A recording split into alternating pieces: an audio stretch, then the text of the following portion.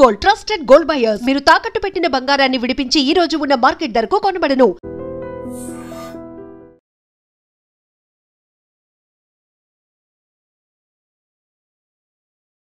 నమస్తే, welcome to I dream. Local body elections ఇప్పుడు ఏ ఊర్లో చూసినా ఇదే హడావిడి ఉంది. చిత్ర విచిత్రాలు కూడా చాలా జరుగుతున్నాయి. యాక్చువల్లీ మనకు తెలుసు కదా, లోకల్ బాడీ ఎలక్షన్స్ అనగానే గతంలో అసలు సర్పంచ్లకు బిల్లులు రాలేవు, చాలామంది ఆత్మహత్యలు చేసుకున్నారు, ఆందోళన చేసిర్రు, ఇదంతా కూడా నడిచింది. అయినా సరే ఏ మాత్రం కూడా తగ్గకుండా వేలం పాటల సర్పంచ్ పదవిని కొనేస్తున్నారు. ఇది అసలు తెలంగాణలో ఫర్ ద ఫస్ట్ టైం చూస్తున్నామేమో మేబీ. సో ఇట్లా చాలా డౌట్స్ అయితే ఉన్నాయి. అండ్ నేను ఇప్పుడు ఒక పర్సన్ని ఇంట్రడ్యూస్ చేయబోతున్నా. యాక్చువల్లీ తన గురించి చెప్పాలంటే మీకు ఆల్రెడీ తెలిసే ఉంటుంది. Because 2023 assembly as well as parliament ఎన్నికలప్పుడు ఆల్మోస్ట్ ఎడ్జి ఏ పార్టీకి దక్కుతుంది, ఎవరు గెలవబోతున్నారని పక్కాగా చెప్పిండ్రు. యాజ్ వెల్ యాజ్ మొన్న జూబ్లీ హిల్స్ ఎన్నికలప్పుడు కూడా ఆయన చెప్పిన సర్వేనే కరెక్ట్ అయింది. ఇప్పుడు ఇంకా ఫర్దర్గా ఎలక్షన్స్ కూడా వస్తున్నాయి. అస్సాం కావచ్చు, పాండిచేరి కావచ్చు, వెస్ట్ బెంగాల్ కావచ్చు. ఈ ఎన్నికలకు సంబంధించి కూడా ఆయన గ్రౌండ్ వర్క్ చేస్తున్నటువంటి situation. None other than beacon strategist, ఆయన ఓనర్ దానికి మధు గారు మనతో పాటు ఉన్నారు. ఒక్కసారి మాట్లాడే ప్రయత్నం చేద్దాం. సార్ నమస్తే, ఎట్లున్నారు సార్? ఫైన్.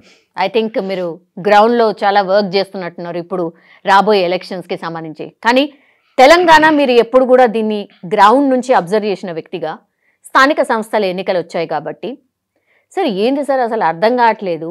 సర్పంచ్ ఎన్నికలలో కూడా గిన్ని పైసలు పెట్టి ఎందుకు కొనుక్కుంటున్నారు? అసలు ఏమైతుంది గ్రౌండ్లో? Sarpanch elections, local bodies elections అనేది చాలా రోజుల తర్వాత వచ్చింది. 2019 బీఆర్ఎస్ టైంలో లోకల్ బాడీస్ వచ్చినాయి. 6 సంవత్సరాలు, దాదాపుగా 6 సంవత్సరాలు దాటిపోయింది. కాబట్టి కంపల్సరీ ఊళ్ళలో క్రేజ్ అనేది ఉంటుంది. ఎందుకోసం అంటే బీఆర్ఎస్ గవర్నమెంట్ పరిపాలించిన తర్వాత, కాంగ్రెస్ గవర్నమెంట్ అధికారంలోకి వచ్చిన తర్వాత స్వతహా వాళ్ళ కార్యకర్తలకు కానీ వాళ్ళ నాయకులకు కానీ చాలా సంవత్సరాలుగా అధికారం లేకపోవడం వల్ల ఎట్లాగూ పోటీ చేయాలి, గెలవాలి అనేటువంటి పరిస్థితి వస్తుంది. మన దగ్గర డేటా 2019 తీసుకుంటే 13,000 సర్పంచ్లకు గాను దాదాపు 60% బీఆర్ఎస్ గెలుచుకోగలిగింది. అప్పుడు కావున అధికారంలో ఎవరు ఉంటే వాళ్ళు గెలుచుకుంటారనేది చిన్న ఫండమెంటల్ పాయింట్. ఆ తర్వాత ఎంపీటీసీలు కూడా చూసుకున్నట్లయితే దాదాపు 6,000, సబ్జెక్ట్ టు కరెక్షన్ అటు ఇటుగా 2%. 6,000లో దాదాపుగా 60% వాళ్ళే గెలిచినారు. ఆ తర్వాత జెడ్పీటీసీలు తీసుకుంటే 540 ఉన్నాయి. ఆ 540లో 440 వరకు బీఆర్ఎస్ గెలిచింది. ఒక దాదాపు 100 అట్లా కాంగ్రెస్ గెలిచి ఒక 8 మట్టుగా బీజేపీ గెలిచింది. సో ఇది ఖచ్చితంగా ఈ ఎలక్షన్స్ అనేటువంటివి చాలా మందికి కూడా అవసరం. అంటే గ్రౌండ్ అనేది ఉన్నప్పుడే రేపు నెక్స్ట్ జమిలీ వచ్చినా కానీ, రేపు నెక్స్ట్ బైఫర్గేషన్ జరిగినా కానీ ఏ దీనికైనా సిద్ధంగా ఉండాలంటే గ్రౌండ్ అనేది పగడ్బందీగా ఉండాలి. అంటే కార్యకర్త అనేవాడు ఊళ్ళో ఉంటాడు, గ్రౌండ్లో ఉంటాడు. కాబట్టి లీడర్కు ఆ ఎలక్షన్స్ అనేటువంటి చాలా ప్రాముఖ్యత ఉంటుంది. అంటే బయట వాళ్ళకి చూసే వాళ్ళకి ఏదో లోకల్ బాడీస్ చాలా తక్కువ అంచనా వేస్తారు, కానీ వెరీ లైట్ అనుకున్నారు. కానీ కాదు. ఎందుకోసం అంటే ఇప్పుడు మన సెన్సెస్ జనాభా లెక్కల ప్రకారం చూసినట్లయితే 18 నుంచి 30 ఏళ్ల మధ్యలో లేకపోతే 40 ఏళ్ల మధ్యలో దాదాపు 60% జనాభా ఉంది. ఆ జనాభా వాళ్ళు ఈ మధ్యలో కొన్ని రాజకీయంలో ఆసక్తిగా ఉండడం వల్ల సాఫ్ట్వేర్స్ కానీ, పోలీస్ డిపార్ట్మెంట్కి సంబంధించిన వాళ్ళు కానీ, ఐటీకి సంబంధించిన వాళ్ళు కానీ, తర్వాత ఎన్ఆర్ఐస్ కానీ చాలామంది ఇంట్రెస్ట్ చూపెడుతున్నారు ఎలక్షన్స్కు. కానీ సౌమ్య గారు, ఎలక్షన్స్ అనేటివి చాలా టఫ్ అండి. ఏదో ఈజీగా తీసుకుంటే గెలిచేది కాదు. కాబట్టి అనవసరంగా డబ్బులు ఖర్చు పెట్టి, అంటే మనం ఏదైనా తట్టుకోగలుగుతాము, ఈ వ్యవస్థలో మనం ఉండగలుగుతాం ఉన్నప్పుడే మనం రాజకీయాలకు దిగాల్సి ఉంటుంది. అంటే రాజకీయాలు కూడా ఒక రకమైనటువంటి ఆన్లైన్ గేమ్ లాగానే అయిపోయింది పరిస్థితి. అంటే రిజర్వేషన్స్, అంటే ఇది టు బి ఫ్రాంక్ నేను బోల్డ్గా ఎందుకు చెప్తున్నానంటే స్టేట్మెంట్స్ మేము చూస్తున్నాం కదా, అవేర్నెస్ క్యాంప్స్ అవి పెట్టినప్పుడు చూస్తుంటే ఏదో రాజకీయాలకు 5 లక్షలు 10 లక్షలు పట్టుకొని వస్తున్నారు, 1 ఎకరమో 2 ఎకరాలు అమ్ముకొని వస్తున్నారు పోటాపోటీగా గెలవాలనే ఉద్దేశంగా. కానీ ఓడిపోతే మాత్రం చాలా, అంటే మనం దాన్ని కూడా తట్టుకునేటట్టున్నప్పుడే ఎలక్షన్స్లకు రావాల్సి ఉంటుంది. కాబట్టి మరి వాళ్ళు ఎట్లా పోటీ చేస్తున్నారు? పోటీ చేయడం మంచిది. రాజకీయాల్లో పోటీ ఉండడం వల్లనే ప్రజల్లో చైతన్యం వస్తుంది. ప్రజల్లో చైతన్యం ఉన్నప్పుడే డెవలప్మెంట్ అవుతుంది, ప్రశ్నించే గొంతులు పెరుగుతాయి. తర్వాత అనేక రకాలుగా మనం ఎమ్మెల్యేలను కానీ ఎంపీల మీద కానీ ప్రెషర్ పెట్టడం అవుతుంది, డెవలప్మెంట్ ఫండ్స్ తీసుకురావడం జరుగుతుంది. దాన్ని ఒప్పుకుంటాను. కానీ పర్సనల్ వ్యక్తిత్వంగా తీసుకున్నప్పుడు ఎట్టి పరిస్థితుల్లో కూడా రిస్క్ తీసుకోకూడదు. అంటే నీ దగ్గర 100 కోట్ల ఆస్తి ఉంటే పోనీ 50 కోట్లు పోతాయి, నాకు ఏం ఫ్యాషన్ కాదులే, ఏమి కాదు, పెద్దగా ఏముండదు. కానీ ఎకరము 2 ఎకరాలే ఉండి నేను రాజకీయాలు రావాలనుకున్నప్పుడు ఇది పద్ధతి కాదు, డబ్బులతో వచ్చే పద్ధతి కాదు. నువ్వు సేవ చేయి, మంచి పేరు తీసుకొచ్చుకో, యునానిమస్గా గెలిపించేటువంటి పరిస్థితి వచ్చేదాకా ఓపిక పట్టాలి. కొంచెం తొందరగా ఈ రోజు ఎలక్షన్లకు వచ్చి ఈ రోజు గెలవాలంటే మాత్రం కుదరదు. కాకపోతే మనం చిత్ర విచిత్ర విన్యాసాలు చూస్తాం. మీరు చూడండి, December 17 వరకు క్లోజ్ అయిపోతాయి కదా ఎలక్షన్స్. కాబట్టి సర్పంచ్ అనేటువంటిది లోకల్గా ఎవరికి మంచి పేరు ఉంటేనే వాళ్ళకు 60% గెలవగలుగుతారు. జనరల్ అదే జరుగుతుంది కదా సార్. 40% మట్టికే ఈ డబ్బు కానీ, ఈ సోషల్ మీడియా కానీ, తర్వాత ఈ ఓటు కానీ, సోషల్ ఇంజనీరింగ్ కానీ, కులాలు కానీ, మతాలు కానీ ఒక 40% వరకే పనిచేస్తే మా అనాలిసిస్ ప్రకారం. కాబట్టి ఈ ఎలక్షన్లో నేను చెప్పేది ప్రజలకు ఒకటి ఏంటంటే, మంచి వాళ్ళని ఎన్నుకోండి. అంటే మంచి వాళ్ళ ఏ పార్టీ అయినా, నేను ఒక పార్టీకి నేను సపోర్ట్ చేయట్లేదు, కానీ సర్పంచ్ అంటే ఊరికి ఒక పెద్ద దిక్కుగా ఉండి మంచి పనులు చేస్తూ ప్రజలకు ఒక లీడర్గా ఉండాలి. అదే కులమన్నా కానీ లీడర్గా ఉండాలి. అన్నిటి మీద అవగాహన ఉన్న వ్యక్తి ఉండాలి. ఉన్నప్పుడు ఏదో ప్యాషనేట్గా రాజకీయాన్ని చేసే వాళ్ళని ఎన్నుకుంటే ప్రజలకు బాగా జరుగుతాయి. ఎందుకంటే మళ్ళీ ఒక 5 సంవత్సరాలు కానీ ఇంకొక 6 సంవత్సరాల వరకు మళ్ళీ ఎలక్షన్ జరగవు. అంటే 6 సంవత్సరాలు మీరు ఇప్పుడున్న లీడర్ను భరించాల్సి వస్తుంది. అంటే గెలిచిన తర్వాత మీరు అదేదో ఇప్పుడు ఓటుకు 2000 3000 తీసుకొని, ఇప్పుడు మీరు చూడండి సౌమ్య గారు, ఒక 2800 3000 ఉన్న గ్రామ పంచాయతీకి ఒక సర్పంచ్ పెట్టే ఖర్చు, ఒక ఎంపీటీసీ పెట్టే ఖర్చు 30 లక్షలు ఉంది. తక్కువలో తక్కువ ఒక క్యాండిడేట్కు. అంటే ఇలాంటి క్యాండిడేట్లు ఒక 4 ఉన్నారనుకోండి, కాంపిటీషన్లో ₹1,00,00,000 పెడుతున్నారు. అదే ₹1,00,00,000 కనుక నువ్వు పెడితే 5 సంవత్సరాలు సరిపడాల్సినటువంటి డెవలప్మెంట్ అయిపోతుంది. ప్రజలు హ్యాపీగా ఉండొచ్చు. కానీ అట్లా లేదు పరిస్థితి. కాబట్టి చాలా బాధాకరంగా ఉంది గ్రౌండ్ లెవెల్లో. రాజకీయాలు అంటే ఏదో ఆధిపత్యం చూపించుకునేటువంటి పరిస్థితికి వచ్చేసినాయి. డెవలప్మెంట్ కావాలంటే మంచి లీడర్ని ఎన్నుకోవాలనేది మా సంస్థ ద్వారా నేను చెప్పేటువంటి విషయం ఐడ్రీమ్ ద్వారా. ఇప్పుడు పార్టీ గుర్తు మీద కాదు సార్ ఈ ఎన్నికలు, అయినా సరే పార్టీల ప్రభావం డెఫినెట్లీ ఉంటుంది. ఈ క్యాండిడేట్ ఎవరు, ఈ పార్టీకి సంబంధించిన, ఇప్పుడు క్యాండిడేట్ ముఖ్యమా పార్టీ ముఖ్యమా, ఏం చూస్తారు సార్ జనాలు? మాకు తెలిసినంత వరకు అయితే ఇప్పుడు ఉన్నటువంటి ఎమ్మెల్యేలు ఎవరు కూడా వాళ్ళ అనుచరులను గెలిపించుకోవాలని ప్రయత్నం చేస్తారు.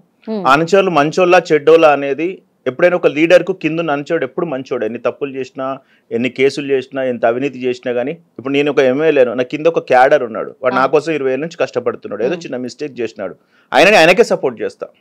ఎందుకంటే మా ఇద్దరి మధ్య రిలేషన్. కానీ ప్రజలు అతన్ని యాక్సెప్ట్ చేస్తారా చేయరనేది నాయకుడు ఆలోచించుకోవాలి. కాబట్టి నేను చెప్పేది ఏంటంటే, ఖచ్చితంగా పార్టీకి కింద క్యాండిడేట్స్ టికెట్స్ ఇచ్చే వాళ్ళకు మంచి టికెట్స్ ఇచ్చినప్పుడే వాళ్ళ భవిష్యత్తు ఉంటుంది, ఊరి భవిష్యత్తు ఉంటుంది, తెలంగాణ రాజకీయాల భవిష్యత్తు ఉంటుంది, అన్ని భవిష్యత్తు ఉంటుంది. కాబట్టి నేను చెప్పేది ఏంటంటే, ఖచ్చితంగా కూడా ప్రజలు ఖచ్చితంగా క్యాండిడేట్ మంచిని చూసి ఎన్నుకోవాలి. అంటే ఎన్నుకోవాలి క్యాండిడేట్ మంచోడు అంటే డబ్బులు ఉన్నాయని కాదు, అవసరానికి స్పందిస్తున్నాడు. మరి ఇప్పుడు మంచి అంటే మరి దానికి ఏంటిది అంటే, మంచి అంటే అందుబాటులో ఉండాలి, మంచి అంటే సమస్యల మీద అవగాహన ఉండాలి, మంచి అంటే ప్రతి విషయం అంటే ఆ ఊరికి ఫండ్ ఎక్కడి నుంచి తీసుకొస్తే అవగాహన ఉండాలి, మంచి అంటే ప్రతి ఒక్కరిని గౌరవించాలి, మంచి అంటే అన్ని కులాలను ప్రేమించాలా, మతాలను ప్రేమించాలా, మంచి అంటే ఏంటిదంటే ఏదైనా సమస్య వచ్చినప్పుడు అందుబాటులో 1 నిమిషంలో ఒక ఫోన్ కాల్తో అవైలబిలిటీ ఉండాలి. అంటే ఆ ఊరికి ఒక పెద్దన్న పాత్రలాగా పోషించినట్టునే మంచి అంటారు మా దృష్టిలో. అంతే తప్ప మంచి అంటే వారి ఇంట్లో 4 కార్లు ఉండి వాడు ఫోన్ చేసినప్పుడు ఏదో అట్లా కాదు. కాబట్టి ప్రజలకు అన్ని విషయాలు అన్నీ తెలుసు, ప్రజలకు డబ్బు తీసుకోవడం తెలుసు, ప్రజలకు ఓటు వేయడం తెలుసు. తెలంగాణ ప్రజలు చాలా చైతన్యవంతమైనారు. ఎలక్షన్స్ వచ్చిన దగ్గర నుంచి తెలంగాణ వచ్చిన తర్వాత వాళ్ళు కూడా మంచోళ్ళని ఎన్నుకుంటారని అనుకుంటున్నాను.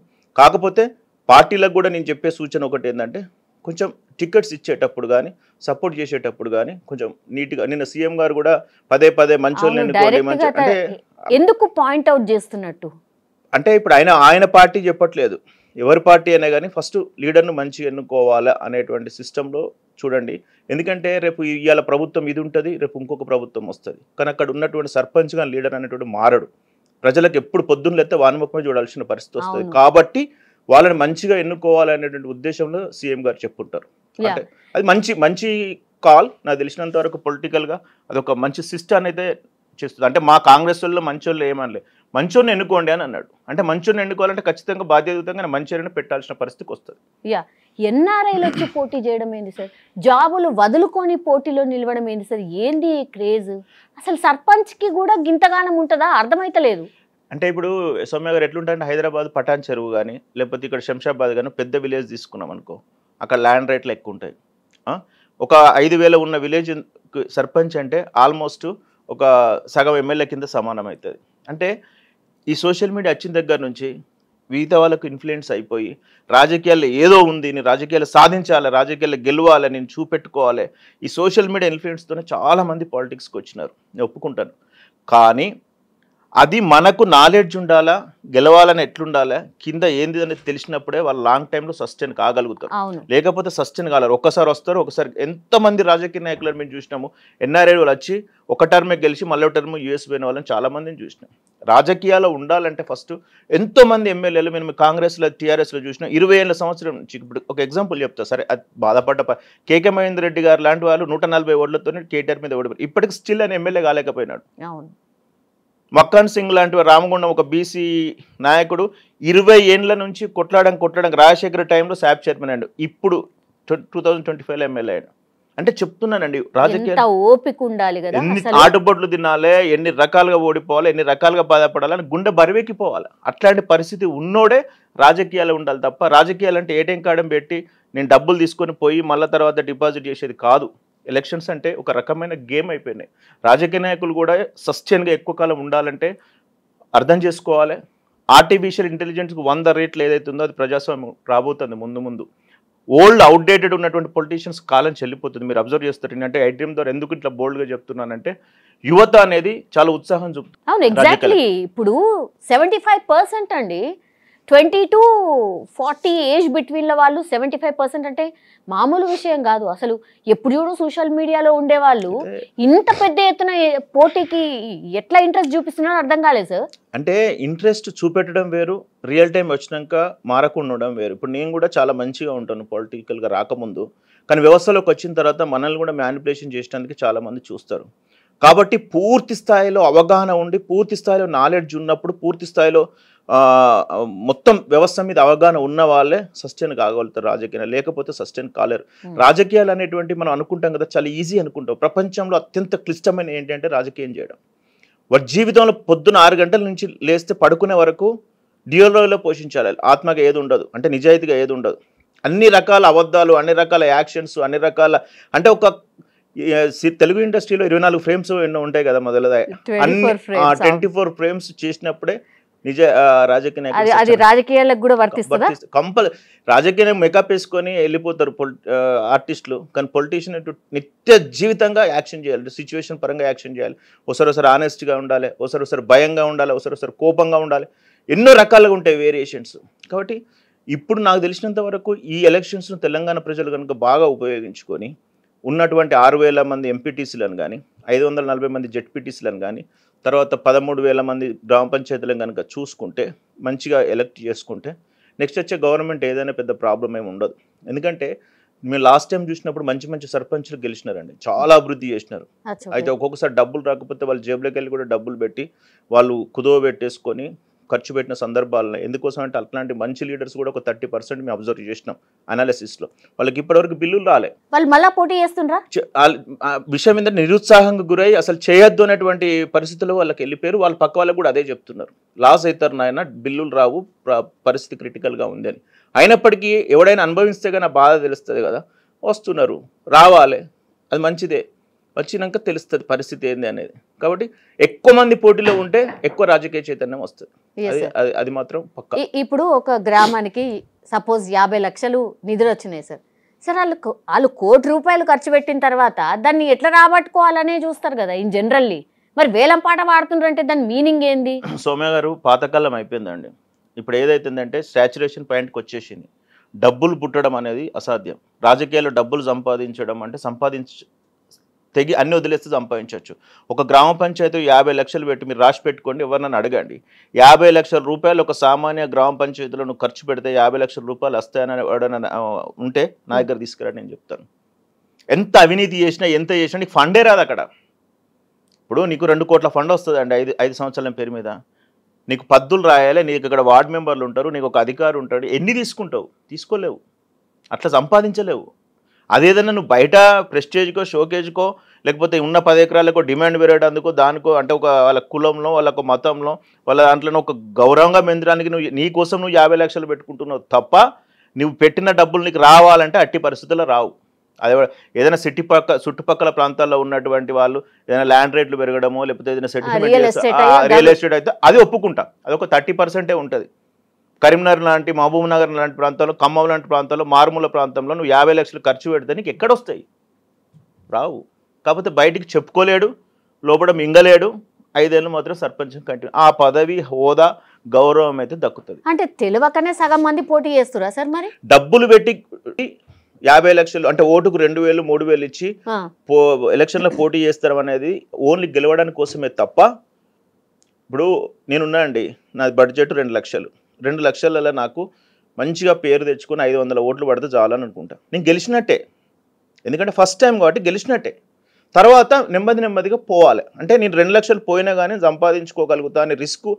దీనికి చాలా ఉంటాయండి, బూత్ లెవెల్ మేనేజ్మెంట్ ఉంటాయి, ఓటర్ మ్యాపింగ్ ఉంటుంది, సమస్యల మీద అవగాహన ఉంటుంది, సోషల్ మీడియా ఉంటుంది, ఎట్లా కష్టపడాలని ఉంటుంది, రాజకీయ అవగాహన ఉంటుంది, రాజకీయం చేసేటువంటి తెలివి ఉంటుంది, ఎట్లా మీటింగ్స్ పెడతాము, ఎట్లా ఓటర్లను అట్రాక్ట్ చేస్తాము, ఎట్లా సమస్యల మీద స్పందిస్తాము, ఎన్నో రకాల ఒక 100 పాయింట్స్ ఉంటాయి.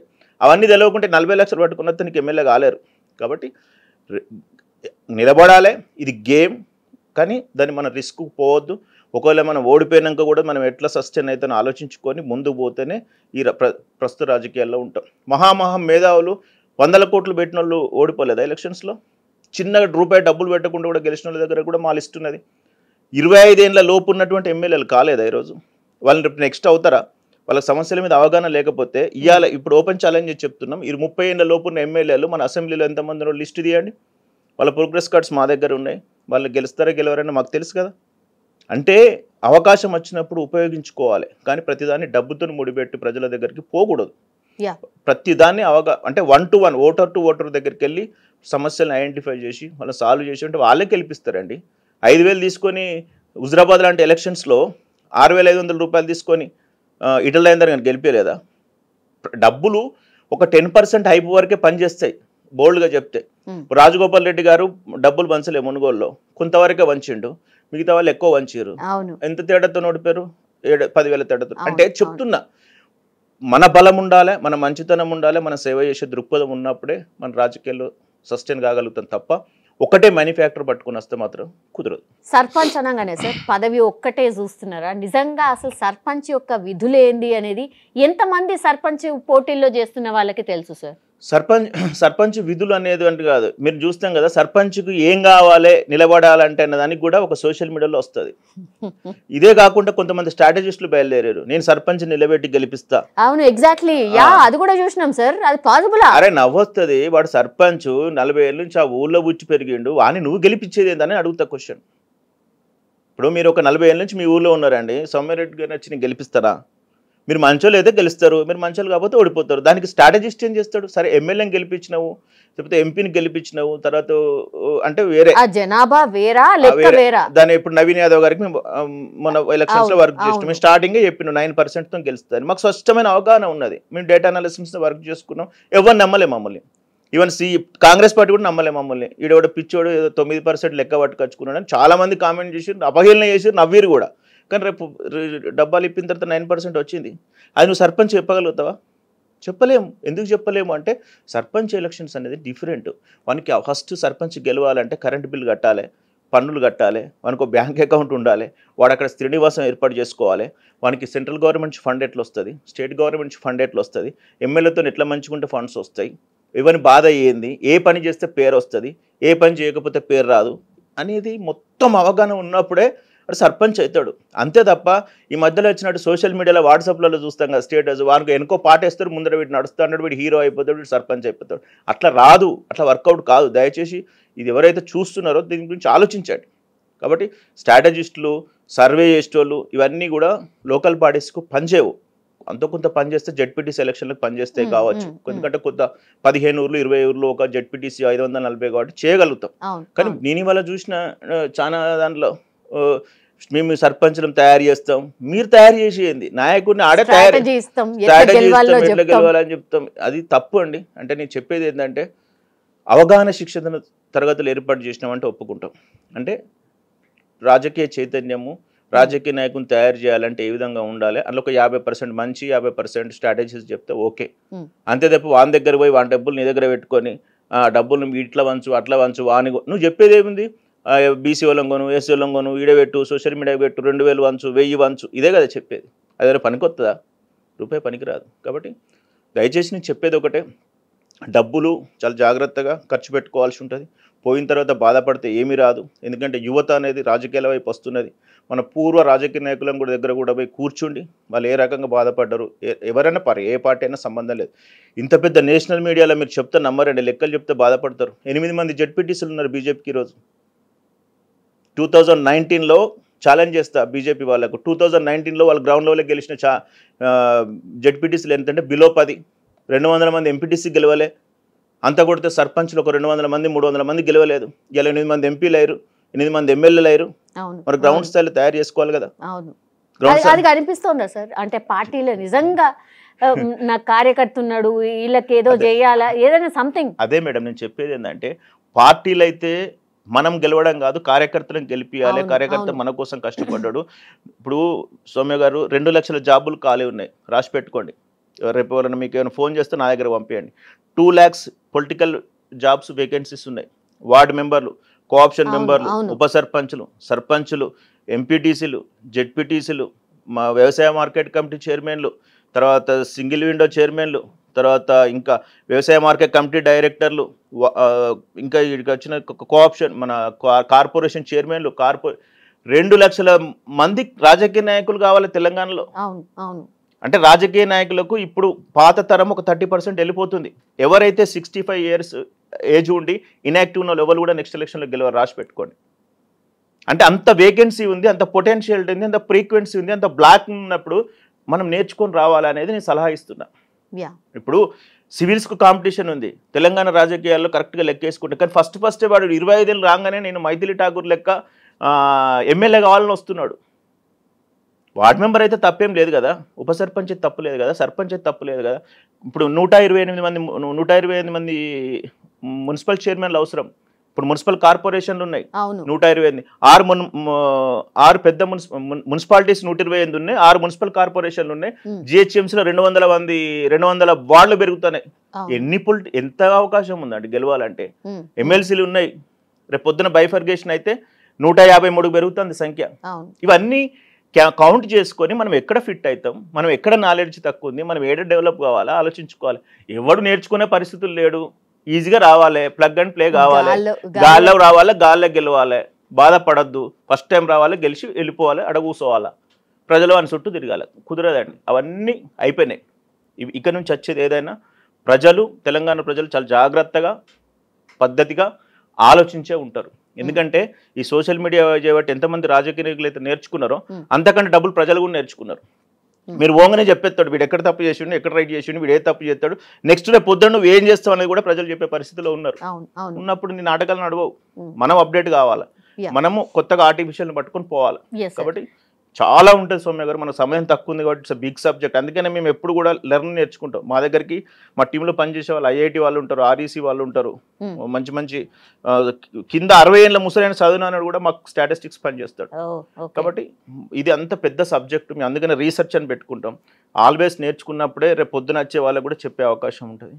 కాబట్టి ఒకటే ఐడ్రీమ్ ద్వారా మీకు ప్రేక్షకుల ద్వారా మీకు చెప్పేది ఏంటంటే, తెలంగాణ స్థానిక సంస్థల ఎలక్షన్స్ ఇవి అయిపోయిన తర్వాత ఎంపీటీసీలు వస్తాయి, ఎంపీటీసీలు ఇంకా జెడ్పీటీసీలు వస్తాయి, మున్సిపాలిటీస్ వస్తాయి, ఎన్నో ఎలక్షన్స్ ఉన్నాయి. అన్నింటినీ ఆచి తూచి ఇన్లో ఓడిపోయినాం కదా అని మళ్ళీ 50 లక్షలు పెట్టి మళ్ళీ పెట్టి అందులో ఓడిపోయినాక మళ్ళీ పోకండి. ఒక పద్ధతిగా, ఒక నిర్దిష్టగా, ఒక తెలిసిన వాళ్ళ దగ్గరికి వెళ్ళి కూర్చుండబెట్టి ఏం చేస్తే బాగుపడతాం, నీ స్టేటస్ ఏందో ఓపెన్గా అడిగినప్పుడు వాళ్ళు చెప్పగలుగుతారు. కాబట్టి ఏ స్ట్రాటజిస్ట్లను కూడా నమ్మొద్దు అనేది నేను చెప్తున్నాను. ఐ థింక్ సర్పంచ్ ఎలక్షన్స్కి సంబంధించి we have covered everything sir. మీరు గ్రౌండ్ లెవెల్లో ఇప్పుడు అస్సాం, పాండిచేరి, వెస్ట్ బెంగాల్ ఇవన్నిటి కోసం కూడా ఐ థింక్ మీరు గ్రౌండ్లో తిరుగుతున్నారు sir. What is the status sir? ఏం జరుగుతుంది అక్కడ? అంటే మాకు బడ్జెట్, అంటే మా బడ్జెట్ అంటే మా బడ్జెట్తో నా రిజల్ట్స్ మేము అనాలిసిస్ చేయలేము. కాకపోతే మాకేందంటే మాలాంటి వాళ్ళు అక్కడ అస్సాంలో కానీ పాండిచ్చేరిలో కానీ మాలాంటి టీమ్స్ ఎవరైనా మాకు ఇచ్చినప్పుడు అనాలిసిస్ పార్ట్ ఒక్కటే ఇస్తున్నారు. సర్వేలు అన్ని వాళ్ళు చేసుకొని ఇగో ఈ కాన్స్టిట్యున్సీకి ఈ అనాలిసిస్ వచ్చింది, ఇంత వచ్చింది శాంపిల్స్, మీరు ఏమైనా చేసి పెట్టగలుగుతారంటే మేము నామినల్ ఫీజుతో చేస్తున్నాం, మేము ప్రూవ్ చేసుకోవాలి. రేపు రిజల్ట్ చేసినప్పుడు వాళ్ళ కంపెనీ మా కంపెనీ అసోసియేట్తోనే ఇస్తాం. అంతే తప్ప మీ పెద్ద బిగ్ స్క్రీన్ల మీద లేకపోతే కింద అట్లా మాకు అలవాట్లేదు. వీఆర్ మెయింటైనింగ్ ఏ లో profile, we have that time, we will go very slowly 1 by 1. అంటే మేము ఇదే మొన్న జూబ్లీ హిల్స్ ఇచ్చిన రిజల్ట్కు మేము కూడా మొత్తం మార్కెట్లో హంగామా చేసుకోవచ్చు. ఐడ్రీమ్ ద్వారా మనం ఫస్ట్ టైం చెప్పినామండి, ఏది జూబ్లీ హిల్స్ రిజల్ట్. కానీ ఆ తర్వాత 9% ఆ తర్వాత ఒక్కరోజు కూడా మేడం ఇట్లా వచ్చిందని నేను మళ్ళీ రాలేదు. అంటే చెప్తున్నాం, ఎందుకంటే మాకు అవసరం లేదు. ఎన్నో సోషల్ మీడియా వాళ్ళు నాకు ఫ్రెండ్స్ ఉన్నారు, చాలామంది హెల్ప్ చేస్తారు బ్యాక్ ఎండ్లో. మాకేవో గాడ్ ఫాదర్ లేరు, మా టీం అంతే. కాబట్టి మేము చెప్తున్నా కదా, వెరీ క్లియర్ ఐడియా ఉంది ఏంటంటే తమిళనాడు మట్టుకు విజయ్ పర్ఫార్మెన్స్ మీద డిపెండ్ అయి ఉంటుంది. ఒకవేళ విజయ్ కనుక ఏఐడిఎంకేతో పొత్తు పెట్టుకున్నారు అనుకోండి, డెఫినెట్గా గెలిచే అవకాశాలు ఛాన్సెస్ ఎక్కువ ఉంటాయి. కాకపోతే అక్కడ ఏఐడిఎంకే విజయ్ బీజేపీ పొత్తు కుసురుతుందా లేదా తెలియదు. బీజేపీ మీద ఖచ్చితంగా తమిళ ప్రజలకు వ్యతిరేకత ఉంటుంది. కాబట్టి ఆ మూడుటి పొత్తు chemical bonding, political bonding set అయితే ఓకే. సెట్ ఒకవేళ విజయ్ కనుక ఇండివిజువల్గా పోటీ చేసిన అనుకోండి, డిఎంకే కాంగ్రెస్ పార్టీ తమిళనాడు అధికారంలోకి వస్తుంది. అవునా? అచ్చా, ఈయన మైనస్ గా పోతున్నాడా? ఆయన ఇండివిజువల్ గా పోతే ఇండివిజువల్ గా ఎప్పుడు కానీ సౌమ్య గారు, పవన్ కళ్యాణ్ గారు 140 సీట్స్ పోటీ చేసినారు, ఒకటి వచ్చింది. అంత పెద్ద చిరంజీవికి 10 లక్షల మంది 20 లక్షల మంది వచ్చినారు సభలకు. ఎన్ని సీట్లు వచ్చినాయి? 18 సీట్లు వచ్చినాయి. 18% వచ్చి తెలంగాణ ఉమ్మడి ఆంధ్రప్రదేశ్లో. తర్వాత పవన్ కళ్యాణ్ గారు పొత్తు పెట్టుకుంటే 21 గెలిచినారు. ఎప్పుడైతే ఒకసారి పొలిటికల్ సిస్టమ్కి వచ్చినప్పుడు మిషనరీ మన దగ్గర ఉండదు. ఇప్పుడు నేను మంచోనే, నాకు అందరూ సపోర్ట్ చేస్తారు, కానీ నాకు వచ్చిన ప్రజలు ఓటు వేయడానికి తీసుకుపోయేటువంటి మిషనరీ మెకానిజం నా దగ్గర ఉండదు. అది ఉన్నప్పుడే నడుస్తుంది. ఇప్పుడు కాంగ్రెస్ పార్టీ ఉందనుకోండి, బూత్ స్థాయిలో కూర్చున్నందుకు మనుషులు ఉంటారు, జెండాలు ఉంటాయి, వాళ్ళ రెవెన్యూ సిస్టమ్ ఉంటుంది, పాతోడో కొత్తోడో ఉంటాడు. కాబట్టి ఒక ఎగ్జిక్యూషన్ ప్రాసెస్ ఉంటుంది. అట్లే బీజేపీకి ఉంటుంది, అట్లనే టీఆర్ఎస్కి ఉంటుంది. కానీ ఇప్పుడు విజయ్కి ఆ ఎగ్జిక్యూషన్ ప్రాసెస్ తయారు చేసుకునే టైం లేదు. ఆయన దాని మీద ఫోకస్ పెట్టాలంటే అది కుదరదు. 2 ఎలక్షన్ల తర్వాత కుదురుతుంది. అదే కనుక ఏఐడిఎంకేతో పొత్తు పెట్టుకుంటే గత 50-60 సంవత్సరాల నుంచి ఏఐడిఎంకే పార్టీ ఉంది కాబట్టి వాళ్ళకి మెకానిజం ఉంటుంది కాబట్టి తొందరగా ఎగ్జిక్యూషన్ ప్రాసెస్ అవుతుంది. అంటే ఈయనకున్న 15%, వాళ్ళకున్న 15%, 30% యాడ్ అయితే విజయే మా నాయకుడు, ఏఐడిఎంకేకి ఇప్పుడు నాయకుడు లేడు కాబట్టి జయలలిత చనిపోయిన తర్వాత అనుకున్న పరిస్థితి వస్తే ఒక రకమైన సిచ్యువేషన్. కానీ ఆ పార్టీ సీఎం క్యాండిడేట్ గా చూస్తుందా మరి? విజయ్ ఉండదు. సీఎం ఎప్పుడు కొన్ని ఇండివిజువల్ ఉంటుంది. ఎప్పుడైనా గుర్తుపెట్టుకోండి, పొలిటికల్ సిస్టంలో అంత పెద్ద బీహార్లోనే మన తేజస్వి యాదవ్ను కాంగ్రెస్ పార్టీ ఒప్పుకోలేదు సీఎం క్యాండిడేట్గా. కాబట్టి గెలిచే వరకు ఎలక్షన్స్ అయ్యే వరకు ఒకటి ఉంటుంది, ఎలక్షన్స్ అయిన తర్వాత మళ్ళీ వేరే ఉంటుంది. కాబట్టి విజయ్కి మాత్రం చాలా టఫ్ ఉంటుంది ఇండివిజువల్గా పోతే మట్టుకు. అంతే తప్ప ఎన్టీఆర్ లాగా, ప్రభంజనం లాగా మొత్తం 200 మన స్థానాలలో వచ్చినట్టు రాదు. అట్లా అని చెప్పేసి ఈయన ఉన్నాడు కదా పీకే, ప్రశాంత్ కిషోర్ లాగా మరీ అధ్వాన పరిస్థితుల్లో పోదు. ఆ రెండింటికి మధ్యస్థంగా ఉంటుంది. ఇండివిజువల్ పోటీ చేస్తే ఒక 30-40 సీట్లు వస్తాయని మేము గెట్ చేస్తున్నాం. అది కూడా గ్రేటేనా సార్? చాలా గ్రేట్. 30 సీట్లు ఫస్ట్ టైం పోటీ చేసి వచ్చినాయంటే చాలా గ్రేట్. కాకపోతే మనం టూ ఎర్లీ టు డిస్కస్. ఇంకా 3 నెలలు టైం ఉంది కాబట్టి ఏదైనా జరుగుతుంది కాబట్టి ఇప్పుడున్న ప్రజెంట్ సిచ్యువేషన్ అలయన్సెస్ ఎట్లుంటాయి అనే దాని మీదనే డిపెండ్ అయి ఉంటుంది. కాకపోతే కాంగ్రెస్ పార్టీ 25 స్థానాల్లో పోటీ చేస్తే ఇప్పుడు బీహార్ తర్వాత బీహార్లో చిత్తుగా ఓడిపోయింది కదా. మేము చెప్పినాం బీహార్ వచ్చిన రిజల్ట్ రోజే జూబ్లీ హిల్స్ వస్తుంది, జూబ్లీ హిల్స్ అనేది గ్రేట్గా పర్ఫామ్ అవుతుందని మేము ఆ రోజే చెప్పినాం. ఆ వీడియో కటింగ్స్ కూడా ఉన్నాయి. కాకపోతే ఇప్పుడు ఇది మంచి టైము కాంగ్రెస్కు. తమిళనాడులో 25 సీట్లు ఇస్తారు. ఆ 25 సీట్లలో మళ్ళీ 20 స్థానాలతో ఒకవేళ డిఎంకే ప్రభుత్వంలో కనుక జైన్ అయితే మట్టుకు మళ్ళీ తర్వాత నెక్స్ట్ వచ్చే రాజస్థాన్, నెక్స్ట్ వచ్చేటువంటి ఎలక్షన్స్లకు కొద్దిగా ప్రిపేర్ అవుతుంది. కాకపోతే నాకు తెలిసినంత వరకు రాహుల్ గాంధీకి టీమును మారిస్తే కానీ రాహుల్ గాంధీ గారు సెట్ అయ్యే పరిస్థితులు లేరు. ఎందుకంటే ఏ స్ట్రాటజీ అయినా ఫెయిల్ అవుతుంది. కాబట్టి వాళ్ళు చుట్టుపక్కల వాళ్ళ భజన చేసుడు ఆపి ఎలక్షన్ల మీద ఫోకస్ పెడితే, అంటే మంచి స్ట్రాటజీస్లను పెట్టుకుంటే మట్టుకు రాహుల్ గాంధీ గారికి అయితే ముందున్నటువంటి భవిష్యత్తు. ఎందుకంటే డిఎంకే ప్రభావం వస్తేనే తమిళనాడులో కాంగ్రెస్ గెలవాల్సిన పరిస్థితి. అట్లా ఎక్కడ కూడా అట్లే ఉంది పరిస్థితి. ఒక తెలంగాణ తర్వాత కర్ణాటక ఇట్లాంటి పరిస్థితులలోనే వాళ్ళ బలమైన నాయకులు లీడర్షిప్ ఎన్నో సంవత్సరాల నుంచి ఉన్నారు కాబట్టి ఈ వ్యవస్థ నడుస్తుంది. అదే కొత్త స్టేట్ని తయారు చేసుకోలేకపోతున్నారు. అదొకటి. నెక్స్ట్ మీరు అడిగిన ఇంకో క్వశ్చన్, పశ్చిమ బెంగాల్ చాలా మంది చెప్తున్నారు బీజేపీ మొత్తం దూసుకెళ్ళిపోతుంది 200 అనేది. మాకైతే గ్రౌండ్లో ఇప్పుడున్న పరిస్థితిని చూసినట్లయితే బోటాబోటిగా మమతా బెనర్జీ బయటపడే అవకాశం ఉంటుంది. కాకపోతే బీజేపీ పర్ఫార్మెన్స్ పెరుగుతుంది. వాళ్ళకి వచ్చిన 66-70 సీట్ల నుంచి ఒక 100 సీట్లకు వెళ్ళిపోతాయి, 100-120 వెళ్ళిపోతుంది. తర్వాత అస్సాం బీజేపీకి వస్తుంది, పాండిచ్చేరి హంగ్ వచ్చే అవకాశం ఉంటుంది. ఎస్ఐఆర్ ప్రభావం ఎంతవరకు? ఎస్ఐఆర్ ప్రభావం ఏమి ఉండదండి. అవునా? అది చాలా మందికి దాని గురించి సబ్జెక్ట్ తెలియక, ఇప్పుడు మీ ఇంట్లో 3 ఉన్నాయండి అమెరికా వేర్లు అనుకోండి, మా ఇంట్లో ఒకరు ఉన్నారు, మా తాత చనిపోయాడు, అట్లే ఉంచుతామా ఓటర్ను? తీసేద్దామా? తీసేసే క్రమం కరెక్ట్ జరుగుతుందా లేదా అనేది ఉండాలి. సరే, అంత రాహుల్ గాంధీ గారు ఓటు చోరీ యాత్ర 1300 కిలోమీటర్లు తిరిగింది కదా. ఎలక్షన్స్ వచ్చిన తర్వాత బీహార్లో 58 రోజులు మనిషి కనిపించలేదు. నువ్వు పోరాడింది ఏంది, నువ్వు కొట్లాడింది ఏంది, నువ్వు ఎక్కడ తిరిగినావు, నువ్వు మళ్ళీ 50 రోజులు కనిపించలేదు అంటే నేను చెప్తే చాలా మంది వాళ్ళకు బాధ అనిపిస్తుంది. ఇప్పుడు బీజేపీ వాళ్ళంటే బీజేపీ వాళ్ళకి బాధ అనిపిస్తుంది, కాంగ్రెస్ వాళ్ళు అంటారు కాబట్టి పర్ఫెక్ట్. అదే కనుక రాహుల్ గాంధీ గారు బీహార్లో నిలబడి ఓటు పోయింది వేంద్ర ఓటు, ఉన్న ఓటుని అయితే మనం తీసుకోవాలి కదా. నువ్వు పోయినోని గురించి ఆలోచించే బదులు ఉన్నోని గురించి ఆలోచించు. ఉన్నోని కోసం నువ్వు ప్రోగ్రెసివ్ థాట్స్ పెట్టు. ఏం చేస్తానో చెప్పు, నీ బీహార్ను నయా బీహార్ ఎట్లా తయారు చేస్తానో చెప్పు, దాని మీద ఫోకస్ పెట్టు. పోయింది నా ఓటు, పోయింది నా ఓటు, పోయింది అంతే. అయితే సర్ అనేది కనుక ఓటర్ జాగ్రత్త పడాలా, అక్కడ ఉన్నటువంటి సోషల్ మీడియా చెప్పాలి, జెన్యున్ ఓట్లు తీసేస్తే మాకు కంప్లైంట్ చేయండి, లేకపోతే ఒక మీడియాకు చెప్పండి. చాలామంది మంచి మంచి సోషలిస్ట్ భావాలన్న వాళ్ళు ఉన్నారు, కొట్లాడే వాళ్ళు ఉన్నారు. కాకపోతే అది ఇంపాక్ట్ ఒక 5-10% ఉంటుంది కావచ్చు, 5% మ్యాక్సిమం ఉంటుంది కావచ్చు. కానీ మొత్తం ఎలక్షన్ కమిషన్ చేసే సర్ వల్ల ప్రభుత్వాలు మారుతాయంటే నేను ఒప్పుకోను. అది మాత్రం ఫ్యాక్ట్ స్టేట్మెంట్. ఎందుకంటే ఐ హ్యావ్ ఎనఫ్ డేటా అంతే. అది చాలామంది కాంగ్రెస్ వాళ్ళు, చాలామంది బీజేపీ వాళ్ళు అటు ఇటు మాట్లాడతారు. కానీ ఏం చేస్తుందంటే ఎలక్షన్ కమిషన్ ఓటర్లను స్ట్రీమ్ లైన్ చేస్తుంది. ఇప్పుడు సింపుల్ అండి, జూబ్లీ హిల్స్లో మనం ఎంత చెప్పుకున్నా 4 లక్షల ఓట్లు ఉన్నాయి. ఇంత మనీ మేనేజ్మెంట్, ఇంత పోల్ మేనేజ్మెంట్, నెల రోజులు సోషల్ మీడియా పొద్దున్న ఎత్తే జూబ్లీ హిల్స్ చెప్పారు కదా, ఎంత ఓట్ పర్సెంటేజ్ అయిందండి? 47-48 అయింది. యాక్చువల్గా అయితే 55 వరకు కావాలి. అందరూ అదే అన్నారు. ఇప్పుడు అంటే వాడు ఓటరే లేడు, తీసేస్తావా ఉంచుతావా చెప్పండి, మీరు చెప్పండి. అంటే నువ్వు 4 లక్షల మందికి ప్రిపేర్ అయినావు, 45 మంది ఓటు పర్సెంటేజ్ వచ్చింది, అది హైదరాబాద్ లాంటి ప్రాంతంలో. మరి అర్థం చేసుకోండి. కాబట్టి ఖచ్చితంగా సర్ కనుక అంటే స్పెషల్ ఇంటెన్సివ్ రివిజన్ కనుక పర్ఫెక్ట్గా జరిగితే కరెక్ట్ ఓటర్ వస్తారు. ఇప్పుడు నాకు 3 దిక్కుల ఓటు ఉందండి చెప్పండి. ఇప్పుడు గ్రామ పంచాయతీ అంటే ఆ కాళ్ళు తీసేయాలన్నా ఉంచాలన్నా చెప్పండి. నేనే మార్చుకున్నా, అక్కడికి మార్చుకున్నా, ఒకసారి ఇక్కడికి మార్చుకున్నప్పుడు అక్కడనే ఉంటుంది, ఇక్కడనే ఉంటుంది. నా తప్పు కాదు అది. నువ్వేం చేయాలంటే వీడు ఒక్కడు ఆధార్ కార్డుకి ఏదో సంథింగ్ పెట్టి వీళ్ళు ఒకటే ఓటు ఉన్నది, 2 ఓట్లు తీసేయాలి. ఇట్లా చాలా ఉంది, అది పెద్ద సబ్జెక్ట్. ఇప్పుడు జనగణన జరగబోతోంది, అప్పుడైనా ఇవన్నీ రెక్టిఫై అవుతాయా? జనగణన అనేది కనుక పర్ఫెక్ట్ జరిగితే రెక్టిఫై అవుతుంది.